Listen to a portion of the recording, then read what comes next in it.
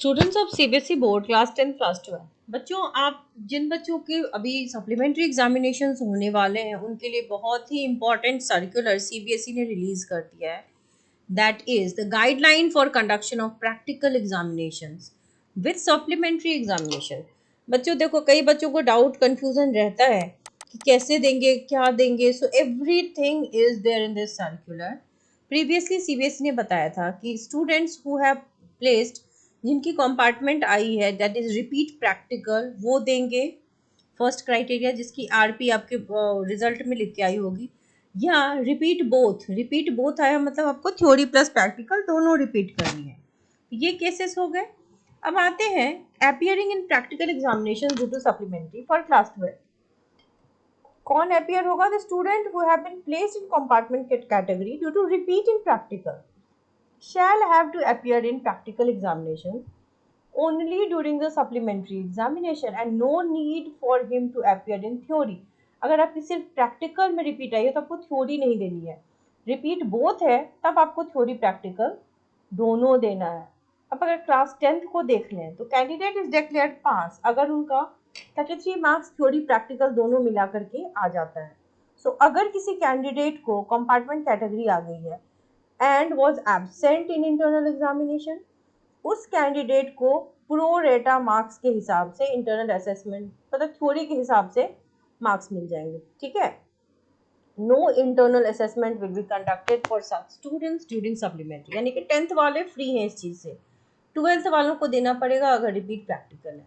आपको थ्योरी में जिस हिसाब से मार्क्स है, मान लो कि आपकी 80 में 40% आई है ना, तो 40% नहीं, सॉरी 80 में 40 आई, यानी कि 50% आपके मार्क्स है। तो अगर 20 है तो वो आपको 10 दे देंगे। ये होता है प्रो रेटा।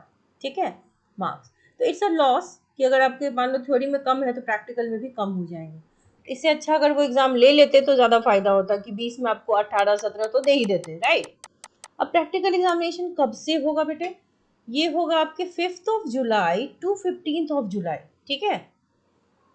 अब ये जो डेट शीट है वो आपकी स्कूल आपको देगी। वेन्यू जो होगा रेगुलर कैंडिडेट्स के लिए आपके अपने स्कूल में होगा, लेकिन अगर आप प्राइवेट कैंडिडेट हैं it will be conducted in the examination centres जिस पे आपकी थ्योरी देनी है आपको। ठीक है। In case in any examination centre the facility for practical is not available, ऐसा भी हो सकता है कि प्रैक्टिकल की फैसिलिटी नहीं है, द कंसर्न रीजनल ऑफिस में मेक नेसेसरी अरेंजमेंट। तो रीजनल ऑफिस से आप कॉन्टैक्ट करोगे और फिर वो आपको एक स्कूल अलॉट करेगी जहाँ पे आप एग्जाम दोगे। External examiners will be appointed, definitely क्योंकि क्लास 12th में एग्जामिनर्स तो आते हैं तो आएंगे। आंसर बुक्स जो होंगी that will be supplied by regional officers जिस पे आपको लिखना है। Uploading practical marks for the on the portal, जैसे आपका वाइवा वगैरह प्रैक्टिकल्स ले लेंगे मार्क्स उसी वक्त अपलोड हो जाएगी और उसके बाद उसमें कोई चेंज नहीं आएगा। सो एटलीस्ट बेटा एबसेंट मत कर देना। ठीक है। Action by students and examiners, आपको क्या करना है? Examiners shall contact their school या examination centre by 5th of July. 5th of July तक आप कॉन्टैक्ट कर लो, साथ में आपके एक रिजल्ट या मार्कशीट एंड एडमिट कार्ड होनी चाहिए। The students examiners shall note the date and time of practical, जो आपको वहाँ से स्कूल वाले एग्जामिनेशन सेंटर अलॉट करेगी वो डेट नोट कर लो और एग्जामिनेशन प्रैक्टिकल देने जाओ डेजिग्नेटेड टाइम एंड वेन्यू पे। ठीक है, क्योंकि अभी समय साल बचा सकते हो आप। स्कूल वालों को क्या करना है? स्कूल वालों को तो अरेंजमेंट करनी है, subject wise list of students पहले जनरेट करना है जिनको प्रैक्टिकल देना है। स्कूल्स या सेंटर सुपरिटेंडेंट जो होंगे will contact regional office in advance for the appointment of external, बिना एक्सटर्नल के एग्जामिनेशन नहीं होगा। स्कूल के principal under no circumstances shall appoint, school के प्रिंसिपल अपनी मर्जी से अपॉइंट नहीं करते, कारण ये है कि कोई बायसेस ना हो। फिर भी हो जाते हैं बट उसको अवॉइड करने के लिए किया गया है। Date and time of practical जो है बेटा वो फिक्स्ड है, तो आप उसी हिसाब से एग्जाम देने जाओ। Students will be informed well in advance, ये स्कूल की ड्यूटी है, अगर आपको इन्फॉर्म नहीं करते तो वो स्कूल का फेलियर है। रीजनल ऑफिस भी आपको इन्फॉर्म करेगी बट आप 5th ऑफ जुलाई तक खुद ही सारी चीज़ें पता करो। रीजनल ऑफिस का भी काम है कि वो आप जितने स्टूडेंट्स का लेना है उसकी लिस्ट तैयार करेगी। नोटबुक जो होती है एग्जामिनेशन कॉपीज वो स्कूल्स को प्रोवाइड करेगी, एक्सटर्नल्स प्रोवाइड करेगी and it will make sure कि कोई चीटिंग या स्कैम ना हो, जैसा कि पाया गया है अभी आपके बोर्ड एग्जाम में कई स्कूल्स को सीबीएसई नहीं एआई जनरेटेड टूल के थ्रू पता किया है कि 500 प्लस स्कूल्स ने क्या किया है, बिना देखे दाखे नंबर दे दिया बच्चों को। तो इन सब चीज़ों को अवॉइड करने की कोशिश ज़रूर की जाएगी। तो ध्यान दें कि किसको देना है, किसको नहीं देना है। जिन बच्चों की केमिस्ट्री में कंपार्टमेंट आ गई है बेटा, उनके लिए क्रैश कोर्स स्टार्ट हो चुका है।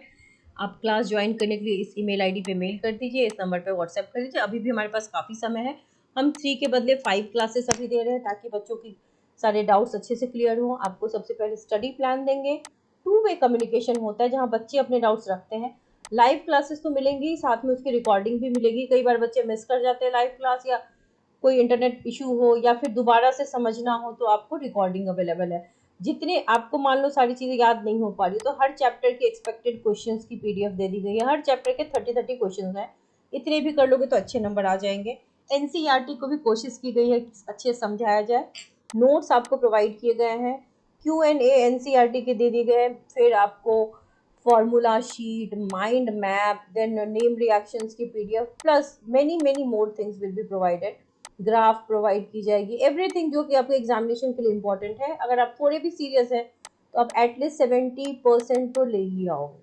सो लेट मत कीजिए, जल्द से जल्द बैच ज्वाइन कीजिए एज अर्ली एज पॉसिबल।